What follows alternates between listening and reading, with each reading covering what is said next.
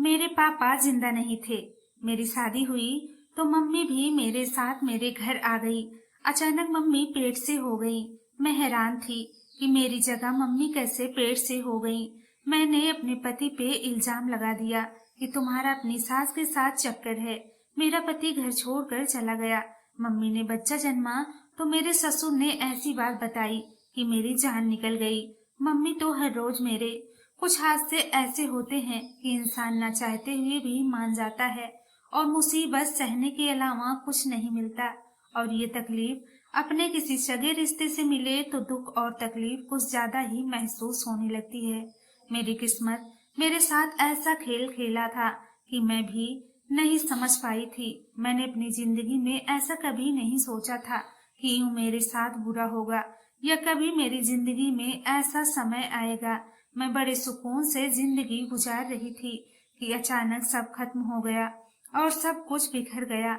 मेरा घर जिसे मैं संभाल संभाल कर चला रही थी और फिर ऐसा तूफान आया जो सब कुछ उड़ा कर लेकर चला गया। जैसे मेरी तमाम खुशियों को आग लग गई थी। और ये हादसा तब हुआ जब मेरी शादी हो गई थी। मेरे पापा जिंदा नहीं थे। मेरी शादी हुई तो मम्मी भी मेरे साथ मेरे घर आ गई थी। यह बात मुझे पूरी इसलिए नहीं लगी क्योंकि अगर मेरे साथ ना आती तो मम्मी अकेली हो जाती। इसीलिए मेरे बहुत कहने पर मेरी माँ मेरे पास रहने लगी और ससुराल वालों को कोई परेशानी नहीं थी। वो भी मेरी बात पर राजी थे और यूं मेरी मम्मी मेरे पास हमेशा के लिए आ गई थी या फिर कुछ दिनों के लिए, ये भगवान जानता था कि क्या होने वाला था। वैसे तो सब ठीक था पर मुझे कुछ अजीब सा लगने लगा था। मेरी मम्मी का रवैया मेरे समझ से बाहर था। मैं जितना उनको संभालने की कोशिश करती उतना ही मुझे बच्चों की तरह तंग करने लगी थी। कभी कभी तो अजीब हरकतें करती थी कि मुझे अपने ससुराल में शर्मिंदगी उठानी पड़ती थी और कभी इतना समझदार खुद को जाहिर करती थी कि अगला इंसान हैरान रह जाता था। बहुत बार मैंने मम्मी को दबे शब्दों में समझाने की बहुत कोशिश की पर मेरी मम्मी ने मेरी बात एक कान से सुनकर दूसरे कान से निकाल दी थी। मुझे ऐसा लगता था शायद पापा के मरने के बाद मम्मी को बहुत सदमा लगा है तभी ऐसी हरकतें करती थी। लेकिन फिर कुछ दिन बाद मुझे अपना यह ख्याल बदलना पड़ा और उसकी वजह मेरी माँ थी। मेरी माँ सीधी सीधी और मासूम दिखती थी या सिर्फ मुझसे ऐसा लगता था। मैं अपनी माँ के बारे में कुछ गलत सोचना या बोलना भी नहीं चाहती थी लेकिन कुछ हाथ से सब कुछ करवा देते हैं। खैर, दिन बहुत ही उदास से गुजर रहे थे। मुझे पति पर यकीन था। मेरी कभी पति से लड़ाई भी नहीं हुई थी। मेरा पति मेरा बहुत ख्याल रखता था। मेरी हर बात कहने से पहले ही पूरी करता था और मैं इसे अपना ख्याल रखता देखकर बहुत खुश होती थी। और देखते ही देखते मेरा सब कुछ बिखर गया और मैं बर्बाद हो गई थी। मेरा दुख बहुत ही बड़ा था। अब मैं मम्मी की वजह से बहुत परेशान थी। मुझे मम्मी की दिमागी हालत खराब लगने लगी थी और मैं मम्मी का इलाज करवाने का भी सोच रही थी। लेकिन अगर मैं ससुराल में किसी से इस बारे में बात करती तो बहुत हंगामा होना था जिसकी खातिर मैं मम्मी को समझाती रहती थी पर मेरी माँ समझे तब ना। मुझे कभी भी शक नहीं हुआ था कि मामला बहुत ही सख्त बिगड़ा हुआ है। मेरे नाक के नीचे कौन सा खेल खेला जा रहा था मुझे इस बात की भनक भी नहीं पड़ी थी। मैं सबसे ज्यादा अपनी माँ का ख्याल रखती थी और मेरे लिए जरूरी भी था। एक ही तो बेटी थी मैं इनकी और मैं ख्याल न रखती तो कौन रखता।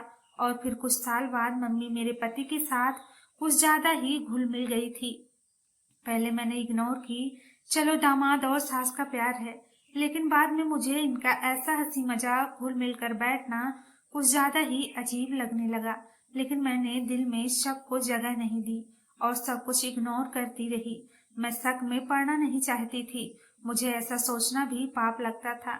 मैं क्या सोच रही हूँ और इस ख्याल को बुरी तरह झिड़क देती थी। मेरे तो गुमान में भी नहीं था कि मेरी मम्मी मेरे साथ कुछ ऐसा करेंगी जिसकी वजह से मैं किसी को मुंह दिखाने के काबिल नहीं रहूंगी। और ये सब होगा जिसकी मुझे उम्मीद बिल्कुल भी नहीं थी। काश मुझे पहले पता चल जाता तो मैं ये सब होने न देती। मुझे अफसोस था कि मैं कुछ न कर सकी और मुझे उस वक्त पता चला था जब सब कुछ हाथ से निकल गया था। मैं मशरूफ देखती रह गई। मैं अपने माँ बाप की इकलौती औलाद थी। मेरा कोई भाई नहीं था और बहन नहीं थी, और हम तीनों की जिंदगी बहुत सुकून में थी, यानी मेरे मम्मी पापा और मैं। या वो सिर्फ मेरे नजरों का धोखा था। मैं इस वक्त जान क्यों नहीं पाई थी। ये एहसास मुझे लेके डूब रहा था। और फिर ऐसे ही कुछ वक्त गुजरा तो मेरी मम्मी अब मेरे पति के साथ ज्यादा लगाव रख रही थी। मुझे रह रह कर पूरा ख्याल आता था कि मेरी माँ क्या कर रही है और किस रिश्ते को क्या से क्या बना रही है। मैं सदमे के अलावा कुछ भी क्या कर सकती थी। मैं फिलहाल कुछ बोल नहीं सकती थी। मैं माँ का लिहाज कर जाती थी और इनको कुछ कहने से रुक जाती थी। मैं बिना सबूत ऐसा कुछ करना नहीं चाहती थी। मुझसे अब और ज्यादा बर्दाश्त नहीं हो रहा था। मैं फिर से मम्मी को समझाने लगी, पर मेरी मम्मी बात समझती ही नहीं और कहने लगी कि तुम फालतू में परेशान हो रही हो। मैं अपना वक्त गुजारती हूँ, खुश होना चाहती हूँ। मेरे सामने कुछ जज्बाती होने का ड्रामा किया जिसमें मैं अच्छी तरह फंस गई, और मेरा इस वक्त मम्मी से छिपी हुई मुस्कुराहट पर ध्यान नहीं गया था। मुझे कुछ तो शक हो गई थी, पर मेरे अंदर अजीब सी बेचैनी जन्म ले चुकी थी। मुझे ऐसा लगता था कि कुछ गलत होगा या हो गया है। मेरे तो गुमान में भी नहीं था इतना घटिया काम भी मेरी माँ कर सकती है। और फिर समय तेजी से गुजरने लगा।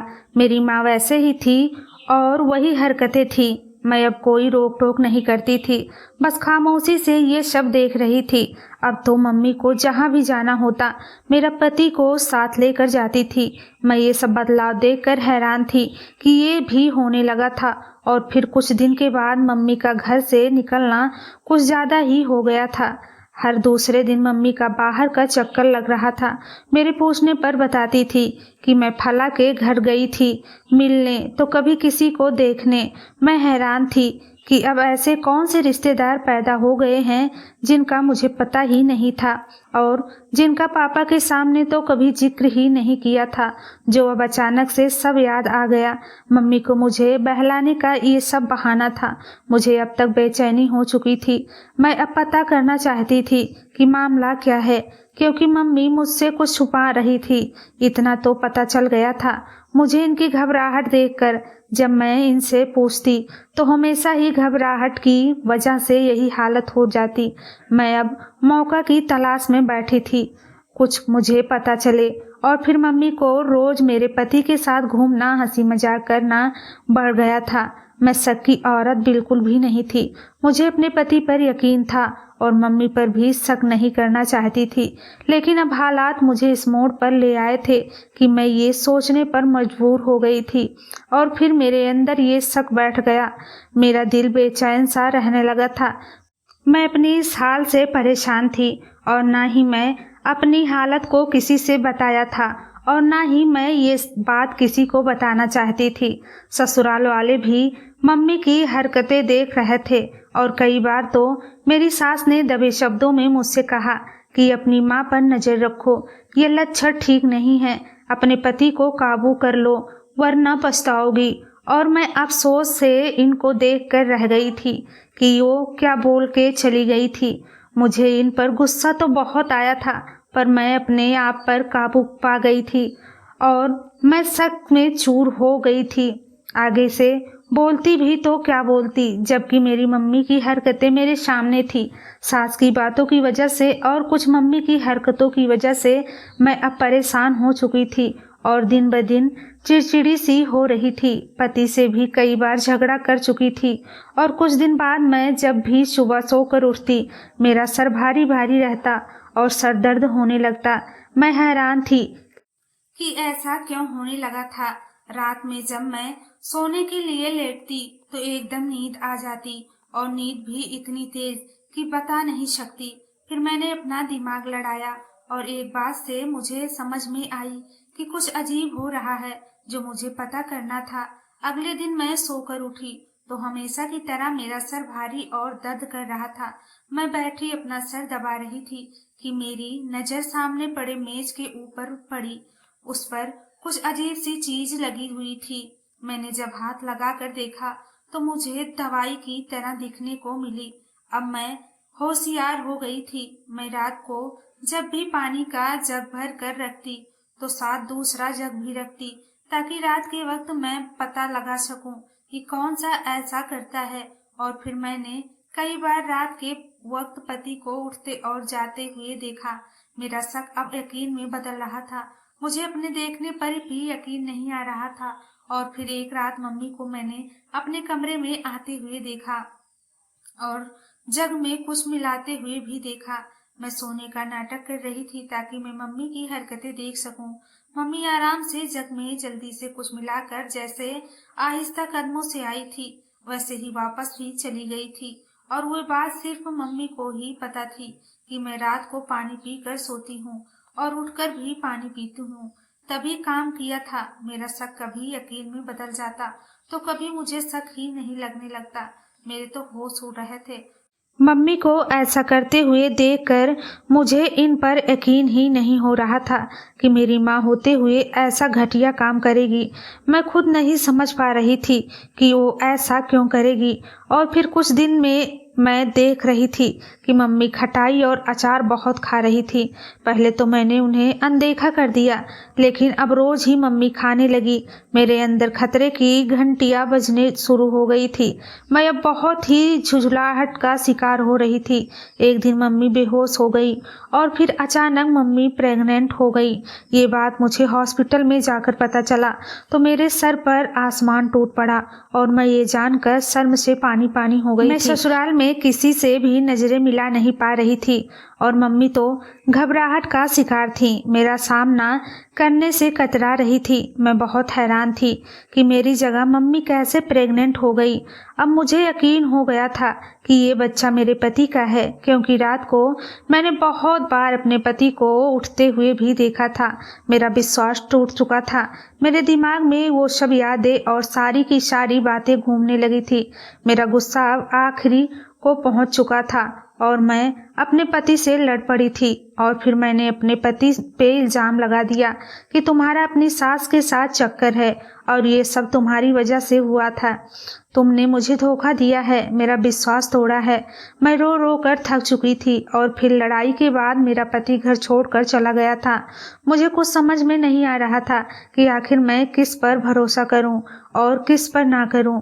मैं अब अपनी जिंदगी से बहुत दुखी हो चुकी थी और पति का भी कोई पता नहीं था कि वो कहाँ गया है। लड़कर मैं गम से निढाल थी और मुझे अफसोस भी था कि मेरी माँ ने रिश्तों को खराब किया था और बेशर्मी से मेरे सामने रह रही थी।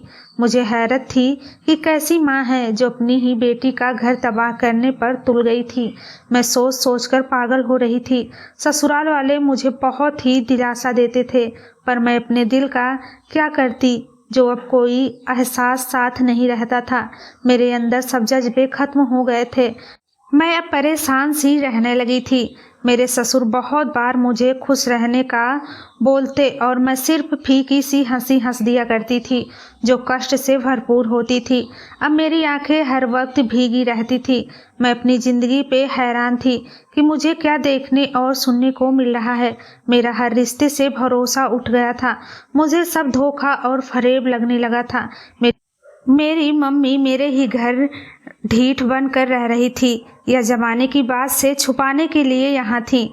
मैं अब इनसे बात तक नहीं करती थी। मुझे सब जहर लगने लगा था। मुझे अब अपने पति की फिक्र हो रही थी।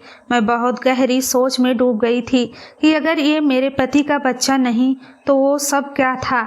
मेरी माँ का और मेरे पति का एक साथ उठना बैठना, हंसी मजाक और फिर रात को टहलना, सब सोचकर मेरा तो सर दर्द होने लगा था। जितना ही ये सब सोचती उतना ही ये मामला उलझ रहा था। मुझे अब अपने आप पर गुस्सा आ रहा था, क्योंकि एक तो पति पर इल्जाम लगा दी थी और वो घर छोड़ कर गया था और ऐसा करते करते कुछ माह गुजर गए और मेरी मम्मी ने बच्चा जन्मा। तो इस दिन मेरे ससुर ने ऐसी बात बताई कि मेरी जान निकल गई। मेरे ससुर का कहना था कि ये बच्चा इनके बेटे का नहीं है। मैं इनको हैरान होकर देखने लगी और वो बोल रहे थे कि बेटी सब्र करो, सब सच तुम्हारे सामने आएगा। मैं इनकी बातें सुनकर हैरत से दंग रह गई थी। ससुर क्या कह रहे हैं और कौन सी सच्चाई बाकी थी। अब मुझे और क्या देखना था या मुझे कुछ ऐसा सुनना था। मुझ में अब और सहने की हिम्मत नहीं थी। मैं अब और कोई सदमा बर्दाश्त नहीं कर सकती थी। मेरी हर रात रोते हुए गुजरती थी। मेरी आंखें रोने की वजह से सूज चुकी थी। मैं भगवान से प्रार्थना करती थी कि ऐसा कुछ और न मुझे दिखाना जो मेरे बस में से बाहर हो। मैं बहुत ही परेशान थी। मेरा सुकून खत्म हो गया था। यूँ कहना ज़्यादा बेहतर होगा कि मेरा सुकून बर्बाद हो गया था। मेरी खुशियों को नज़र लग गई थी। अब मम्मी तो हर रोज़ मेरे पास आकर कुछ कहना चाहती थी, पर मैं इनसे कोई बात करना नहीं चाहती थी। मेरी आंखों पर शक की तो जो पट्टी बंधी थी वो कुछ और देखने नहीं दे रही थी। मुझे अपने आप पर पागल महसूस होने लगा था, या मैं आहिस्ता आहिस्ता होती जा रही थी। मेरी सेहत भी बुरी तरह बिगड़ रही थी। मैं अब बीमार सी रहने लगी थी। मेरे ससुर मुझे तसल्ली देते थे और हौसला बढ़ाते थे। मैंने बहुत बार ससुर से इस बात के बारे में पूछा तो भी बात टाल गए और कहते हैं कि उनका बेटा, मेरा पति, जल्दी ही वापस आ जाएगा। मैंने इनकी बात पर यकीन कर लिया था। अब वो इतना मुझे कह रहे थे तो मुझे उनकी बात माननी पड़ी और फिर कुछ दिन बाद मेरा पति वापस आ गया था। लेकिन मेरी हिम्मत नहीं हुई कि मैं इससे बात कर सकूं या कुछ पूछ सकूं। मुझे कुछ शर्मिंदगी हो रही थी, लेकिन मैं अब भी शक से में सवार थी। मैं अब नहीं जानती थी कि मेरे सामने क्या सच आने वाला है। मुझे अब परेशानी में घेरा था। ससुर और पति की तरफ से बिल्कुल खामोशी थी और फिर एक दिन अचानक ससुर ने सच्चाई बता दी, जिसे सुनकर मेरे पाँव के नीचे जमीन निकल गई थी। मैं सदमे में चली गई थी। मुझे कुछ भी होश नहीं था। मैं बेहोश हो गई थी। मेरे पति ने मुझे संभाला और अस्पताल ले गए। मेरी हालत बहुत ही संजीदा हो चुकी थी। फिर भी भगवान का करना हुआ, मुझे होश आ गया और मैं फिर भी खामोश रही थी। मुझे अफसोस हो रहा था अपनी माँ को माँ कहते हुए, जिसने मेरी दुनिया के उजाड़ दी थी। और इस औरत की वजह से मैं अपने पति पर शक कर रही थी, जिसका कोई कसूर नहीं था। वो तो वैसे ही मेरी माँ के साथ इज्जत और सम्मान के साथ पेश आता था, जो मुझे शक की वजह से दिखाई नहीं देता था। मुझे अब रह रहकर शर्मिंदगी हो रही थी। अपनी माँ की सच्चाई जानकर मैं ये सोच भी नहीं सकती थी कि मेरी माँ ऐसी होगी या इतना बुरा करेगी। माँ ने सिर्फ अपना सोचा था और इतना घटिया काम किया था। यह औरत मेरी माँ कहलाने की भी लायक नहीं थी। मैं बेअक्ली और बेवकूफ़ी से मारी गई थी। मुझे उसी दिन से यही अपनी आंखें खुली रखनी चाहिए थी। मेरा बस नहीं चल रहा था। मैं हर लिहाज बनाकर इस औरत का कुछ बिगाड़ सकूं, और कहने को मेरी माँ थी, लेकिन माँ वाली कोई खासियत नहीं थी।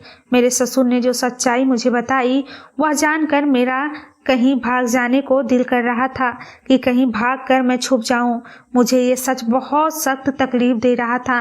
मेरी माँ ने मेरे पापा को जहर देकर मारा था और फिर छुपकर किसी से शादी कर ली थी और इसी से प्रेग्नेंट भी हो गई थी। और रात को मुझे और मेरे पति को नींद की दवा देती थी कि हम इनके राज को न जानें और बाहर जाते हुए न देख लें और इनका काम आसानी से होता रहे।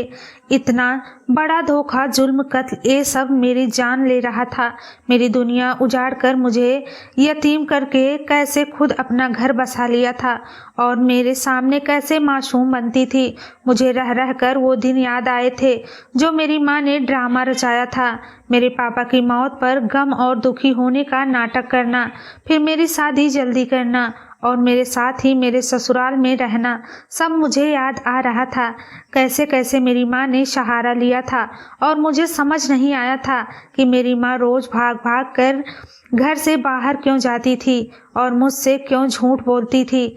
मेरी नज़रों से तो वो अब गिर चुकी थी, क्योंकि मेरा मान थोड़ा सा उन्होंने मेरे सर से मेरे बाप का साया भी छीना था।